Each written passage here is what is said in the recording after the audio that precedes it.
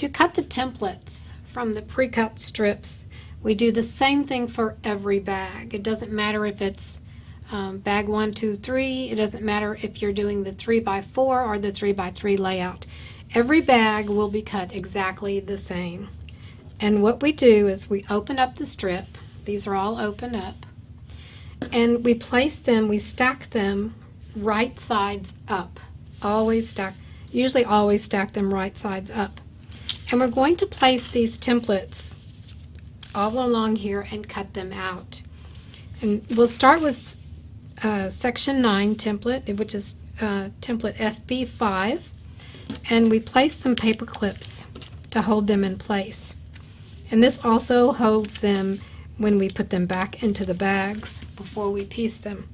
So we start with section 9, and then we take section 5, which is FB3, and see they just sort of interlock like this. And let's put a clip on that and just continue going down.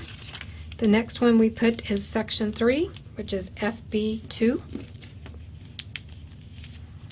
And the last big one is section 7, which is FB4. And let's put 2 clips on this one. And then finally we have our template FB1, which is section 1, and we place it like this. This leftover here can be used to piece another QuiltWorks pattern. It's a table runner called Holiday Chevron. When I cut these strips, I like to use my smaller ruler because it's just easier to handle than a big ruler. And we'll just go through and cut out each of these. Move this up some. We'll start on this end and trim off the edge. Then move it down. And with these angles, I like to move it like this so it's easier to cut. And I'm just going to cut right between the two. So there's one. And then this is a straight. You can put your ruler right over the paper clips. And the next one, this is a better angle for me to cut. Straight.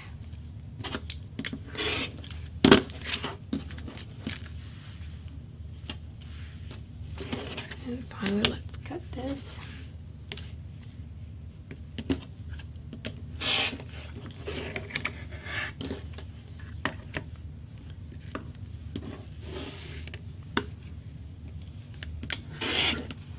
And definitely save this. Next, we'll sort and stack these ready for piecing.